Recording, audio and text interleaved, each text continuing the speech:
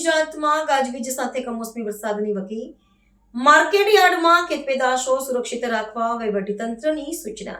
અરબી સમુદ્રમાં સર્જાયેલા સાયક્લોનિક સર્ક્યુલેશનના કારણે રાજ્યના પશ્ચિમ અને ઉત્તર ભાગોમાં ભેજનું પ્રમાણ વધ્યું છે, જેના પરિણામે અચાનક વાદળછાયું વાતાવરણ સર્જાયું છે। આ કમોસમી વરસાદની સૌથી વધુ અસર કચ્છના સરહદી વિસ્તારો તેમજ સૌરાષ્ટ્રના જામનગર, મોરબી અને દેવભૂમિ દ્વારકા જિલ્લામાં જોવા મળી શકે છે।